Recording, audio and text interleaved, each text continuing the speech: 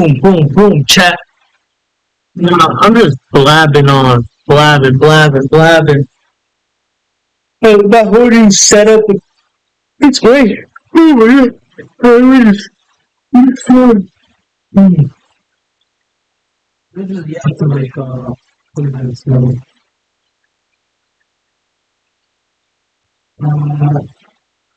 know what is it, Pascal? No culo, no culo. Yeah, just talking, but this time my mic's work.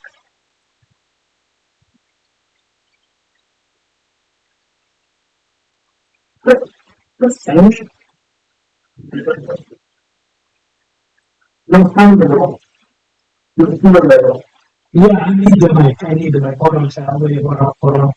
Wait, hold on.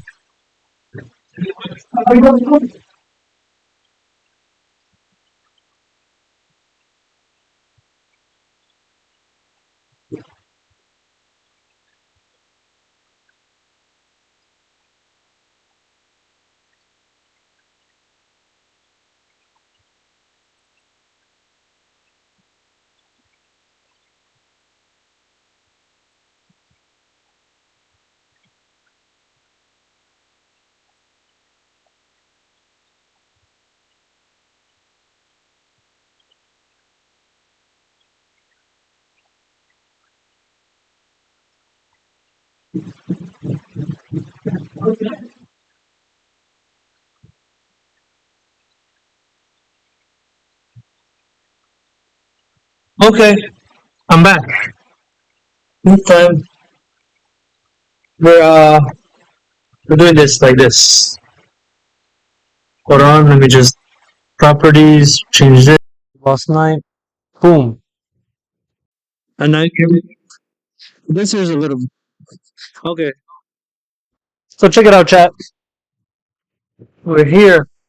We're here in the vicinity of Lyndhurst. We're here in the vicinity of Lyndhurst. You understand? You understand where that is in the holy shit. Why is Tony Stark at my front page, bro? I don't wanna see that. I just wanna make money and get rich. But time my mic. Oh shit! I should have changed that. Can you think I could change the? No, I don't think I can. You think I could change my No. God damn it. Oh well. But check it out, chat. This time today, I showed 5 houses. Yeah, this new setup looks so good. I showed 5 houses today, and I'm no, I'm pretty sure I showed no 6. Yeah, I showed 6 houses. We showed one in NA, then Lyndhurst, another one in Kearney, another one after that in Kearney. Yeah, that was no.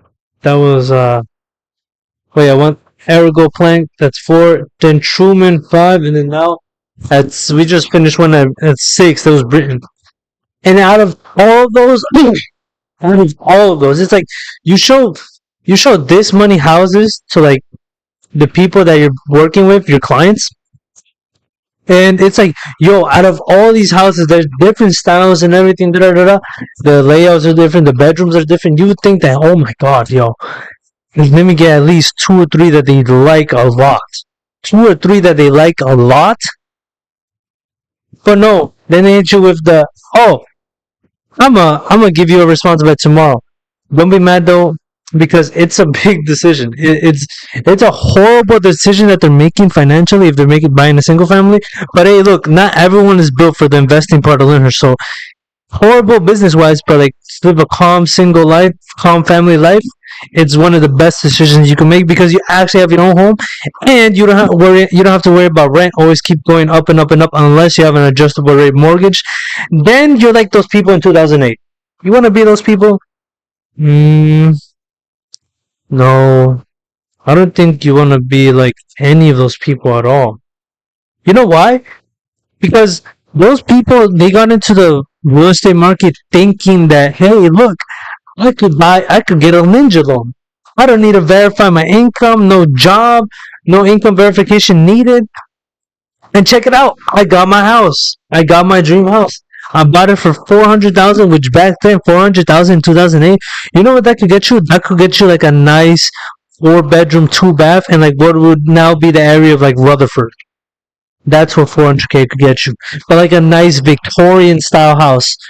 Kind of looks like a castle. Nice interior, old style, but now it's rejuvenated.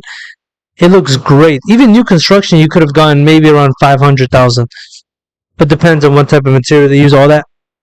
But check it out though. Now we're here in 2026, almost 10 years after the recession, and people are still unable to buy a house.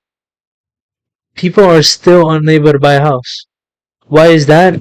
Joe Inflation Biden. That's my boy. No, that is not my boy.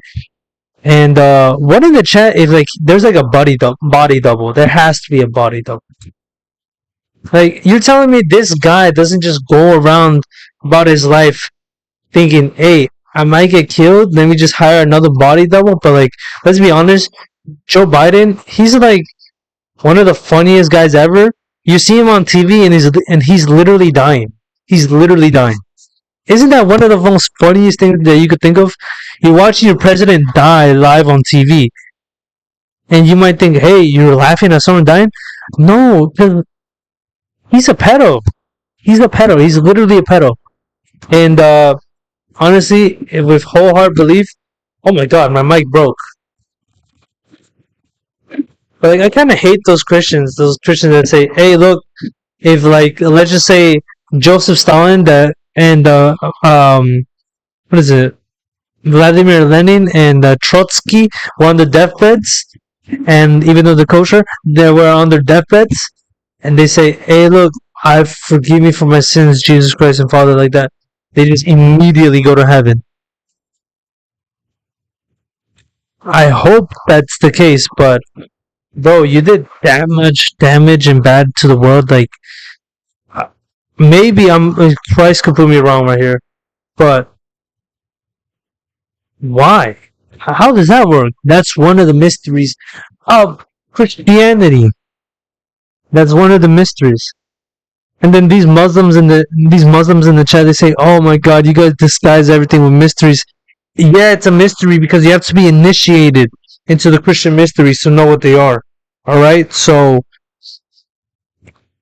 and there is numerology in both types. Let's be honest. One in the chat. One in the chat. I was gonna get pizza. Oh, yeah. Hmm. Oh, I was like super duper depressed about like a week and a half ago, maybe 2 weeks. Yeah, 2 weeks, because I was just going on benders day by day, going on benders and doing coke, low hookers and shit like that. And the point is, why did I do that? Because hey, I felt so empty. I never felt so empty and so pointless. But now I got Christ, bro. And this not saying that hey, look, I got Christ now. Nothing can stop me. I will probably fall again soon. Hopefully that's not the case. But knowing that hey, the pride might get the best of me, then I get humbled. Then I get humbled. Let's be honest. One in the chat. But look, I went on to this experience, and who knew going homeless would actually make me better looking? I went, that's vanity, but look, I went homeless for 5 days in a row, homeless, sleeping on benches, using cardboard boxes as my mattress on top of concrete. One of the worst sleep, no, I mean, the worst sleep was on sitting on the benches trying to fall asleep there because NJ Transit and Trenton for some reason NJ Transit they conveniently made the bus stop benches just for that one that we were trying to sleep in like a little indented so your culo, your ass, like whenever you're sitting there for more than like 30 minutes or an hour, it just starts hurting because they conveniently made it so it's like a little hill down and then a little hill up, and it was almost impossible to sleep. I got no sleep those nights. But we're like, hey, look, we try to make a mattress with cardboard boxes, and it worked out just fine because on day 4 we got our God provided us with some blankets. I'm like, yo, thank God, because those past few days were like fucking freezing. They were freezing. But one of the nights, the blankets worked so effectively that I woke up sweating. Like my whole shirt was dripped in cold sweat, and also it was humid that night as well. I could never believe that I'd done that, but I did it, and it made me 10 times more stronger only through the grace of God, not through my own. Because I don't have grace. I rely on God's grace. Only through the grace of God, greater glory of Jesus Christ, our Lord and Savior. I love Jesus, but there's a part of me that hates Jesus and wants to sin. And honestly, I've been thinking about sinning so hard. I need to pray. I need to pray. Let's be honest. Yo, who the fuck is this Honda Civic, bro? I don't care. But I need to pray. Prayer has. I learned how to actually do prayer for once in my life. I learned how to actually do prayer. Prayer is not like something you could just do out of the ordinary. Like, okay, hey, let me go pray. No, you have to like prepare yourself mentally, spiritually, and then you go into a prayer. Why would you just pray? You go into the bathroom, you do your shitty little prayer, and think it's gonna do something. No, your prayers work effectively if you put your whole heart and soul into it. That's why when we had nothing, we were just homeless and we were just praying, and we're like, God, please give us this. It worked because we had no distractions. We were actually genuine. There was no iPhone. There's no ass on my screen. I had no screen, so there was no ass I could see on the screen shaking and bouncing around, tempting me to the point where I'm like, I'm distracted because there's ass on my screen. No, there was none of that. The fact that there was none of that, my prayers worked more. My prayers got answered like this. And bro, I never been fed so good. But by day 5, where we weren't eating that much, I looked myself in the mirror. I'm like, damn. I saw myself in the mirror. I'm like, damn, bro. I look better. If I were Billy's girlfriend, I'd have Billy's kids. I'd 100% have Billy's kids. But now I gained all that weight back. And this is why I'm trying to like lose it by like only eating once a day and everything. It's kind of working. Who knows? Tomorrow I might wake up to like 181 pounds, 180, and let's just see from what happens there. We just take it from there. But next year, guess what? Next year I'm going to South Korea. Red light, green light. Next year I'm going to South Korea, and it's going to be a movie because I'm going to be fucking shredded, bro. No, it's not all vanity, bro. Like, if you just constantly think about vanity, think that this whole external is like what gives you fulfillment, you're gonna be dead, bro. It's this whole world is moving fast. The world is moving fast, doesn't care about your emotions, anything. So it's like, why even care? Why even care about what other people think about you? But let's be honest, the people that are made to be famous like me, they got some trauma in them. Yeah, let's be honest, they got some trauma in them. One in the chat.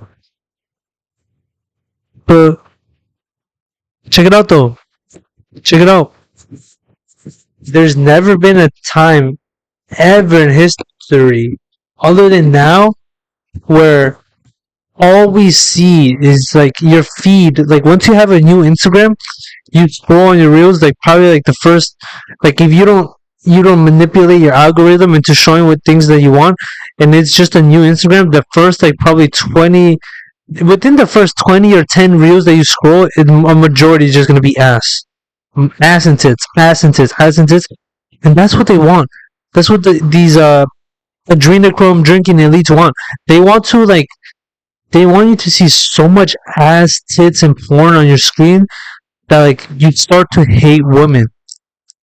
You start to hate women. And you start getting frustrated. And once you, like, hate women, that's when you go down the hookers route. And you think that's fulfilling. And it's actually really, really sickening. But hey, man, I was with hookers. I was down that road. And let's be honest, those girls, they're honestly one of the most best people in the world, and they can also be the most evil people in the world. Because you actually have a deep like just a normal conversation with them. And like, hey, I don't think they didn't want to like actually want to do this work. I think they were just like kind of just bumped in or forced into that work life. But now that's where they are. and they're a prisoner of their own work. It's tough. You can't even say prisoner of their own success. They're prisoner of the work. Like, imagine a girl, you're dating a girl, and then like she has all this nice ass, face tits, whatever, and then she proceeds to say, "Oh, I'm also a hooker. I'm a hooker for work." You would immediately dump her. There's like, once you hear those words, those three words, well, like, yeah, those two, maybe two and a half words. I'm a no, three words. I'm a hooker. You're like, God, I got Indian scammed. I got 7-Eleven scammed. And what was the point of all that talking? What was the point of all that talking? You should have just sat there and enjoyed the silence. You should have just sat there and enjoyed the silence. Once she said those words, "I'm a hooker," you'd be like, okay. And then you just cut her off like a savage that you are. You just cut her off. And then she gets like, okay, because like when hookers, they just desensitized to emotions, most of them. They're just desensitized, let's be honest. Unless they got a family and shit like that. But talking with no objective is so useless that over the next couple of days, I'm gonna plan my streams. I'm gonna actually get back onto streaming and see. I'm gonna blow up, bro. I'm gonna blow up again. I'm gonna blow up.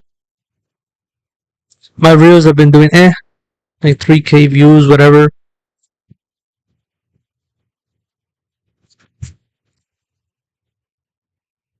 I need to get back on posting, bro.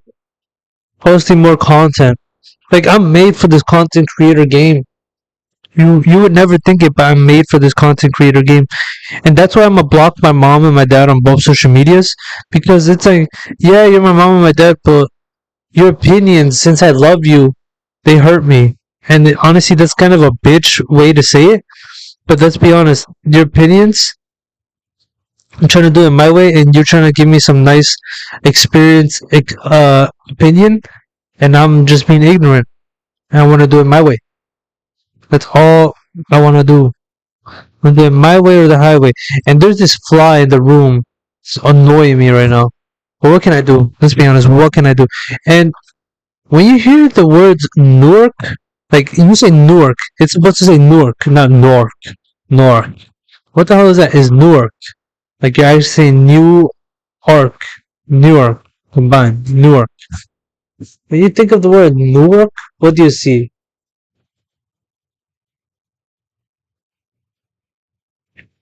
Crime, warehouses, rundown neighborhoods, black people. That's what you think of when when you hear the word Newark. But check it out though. The one neighborhood in Newark that you would almost never hear about is Forest Hills. Forest Hills in between Newark and Belleville.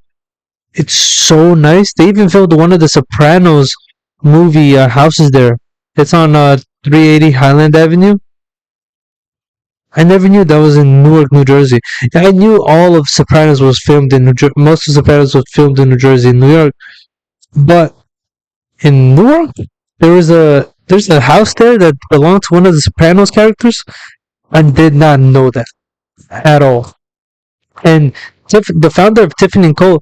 One of them, they lived in one of those big houses down there. You would be surprised the amount of big houses they have there in Forest Hills, Newark. It's nice. But honestly speaking, I want to take a nap right now. I just want to go take a nap. Whew. I want to go take a nap.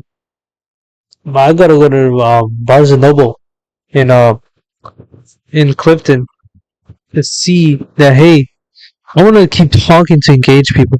I want to talk so much to the point when I talk, you listen, and I have you in a spell. You will never listen to anybody else once I talk. That's what I want to do. I gotta master the art of talking and being social. You know what I mean, chat? I gotta master that.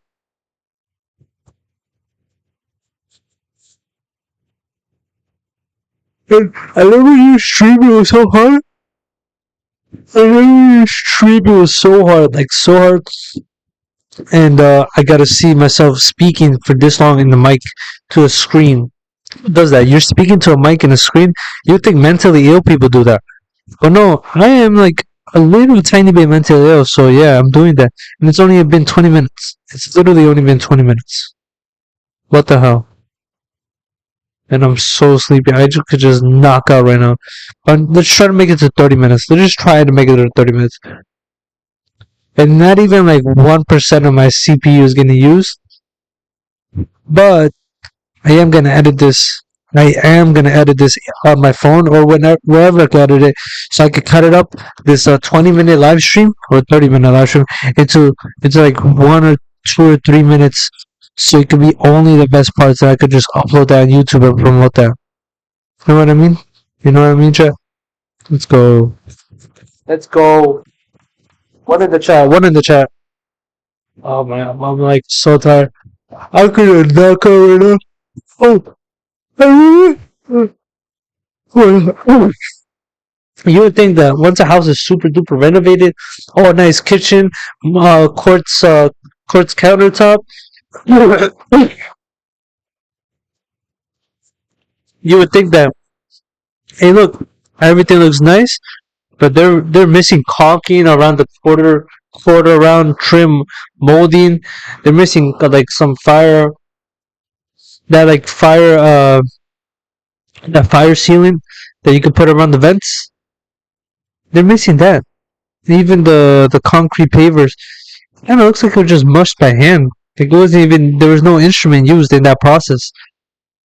And they're asking $799 for the house. So basically, you round it up. That's almost $1 million. You're 200,000 away from $1 million house, and that is not $1 million house. That's like a $600,000 house at most. 700 on a good day. But between 650 to 600,000, that's how much that house costs. And people, believe it or not, you see a house like that, on Watson Street in Lyndhurst. People from New York are just dying to come over here to New Jersey because they just know.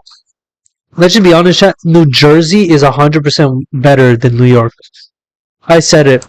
I said it. What you gonna do about it? New Jersey is better than New York. I'll tell you right now. Yeah, you have cities in New Jersey like Union City, North Bergen, Fairview, Gothenburg, Newark, Patterson, Passaic, whatever. But you also have suburbs. You have suburbs. You have suburbs in New York. In New York City and NYC, any of the boroughs, maybe Staten Island. But you go to for a suburb, like a nice, decent suburb house, maybe with some parking. That's a plus. You find parking with a house in New York, you're just blessed. But at the end of the day, you're gonna end up paying like over $1 million for that.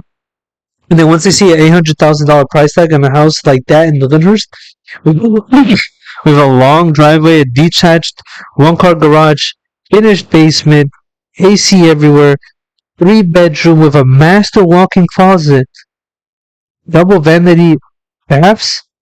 They don't know the difference. They're just gonna walk in and he's like, "Oh yeah, I want this. Let me put an offer for 850, just in case that anybody." Oh no, my wife said let's do 899, so we could get it for sure.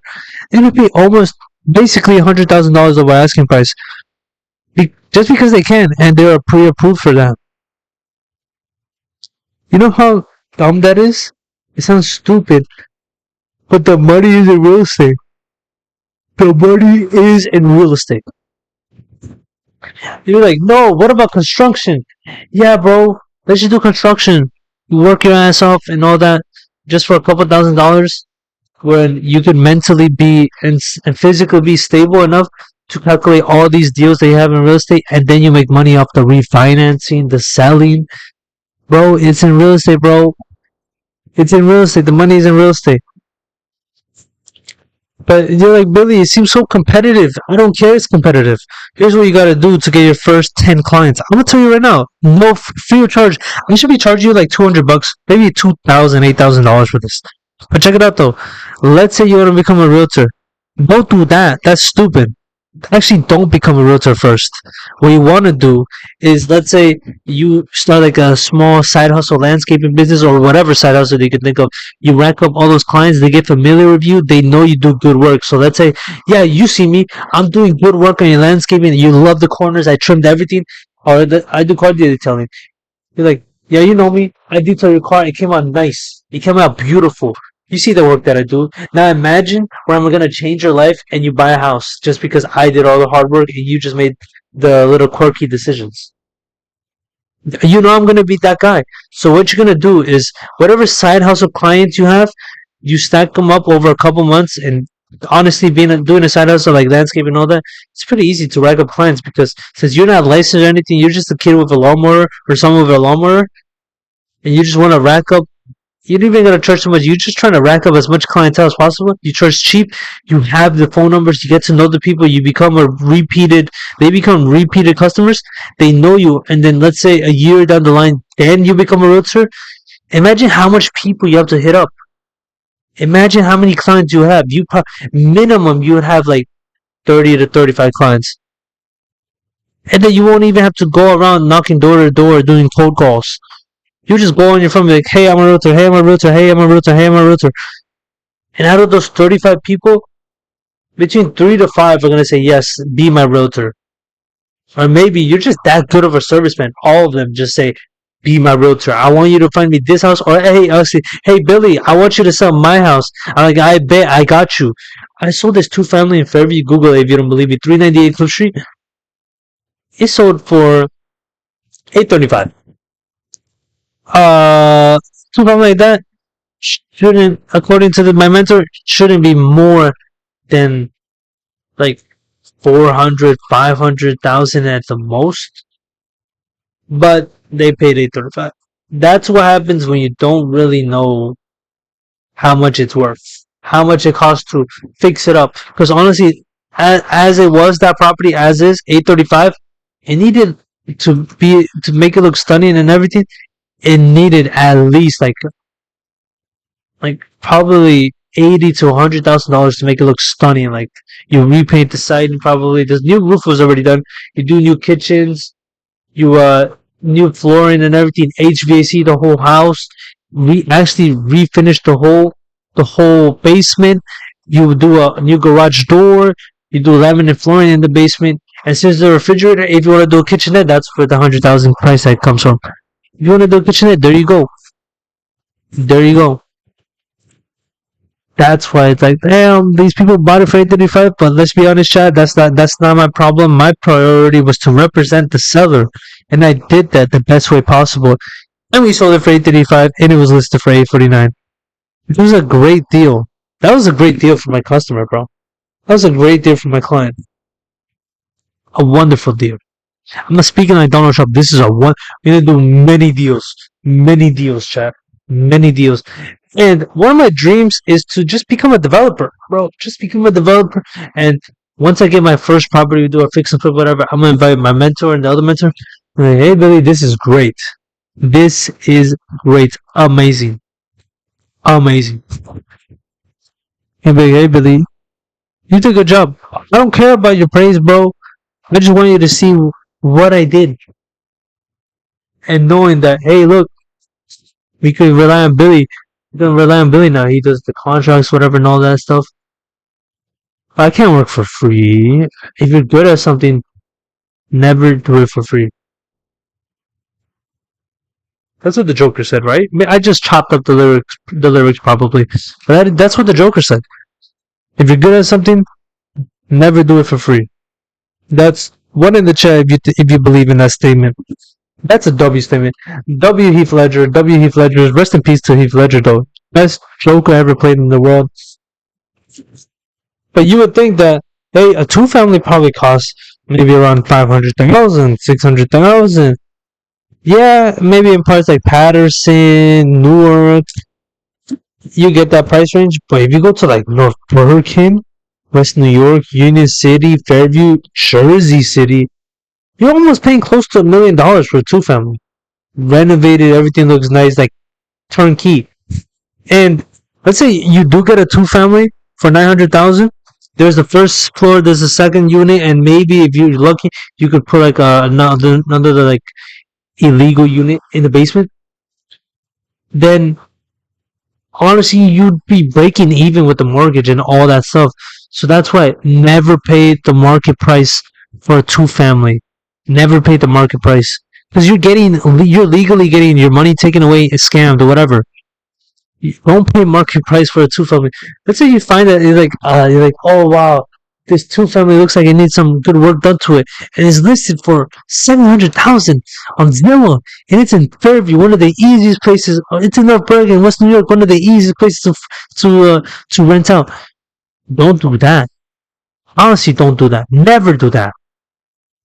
You only pay 700,000 if at most you gotta put like $30,000 into it. That's what you gotta do.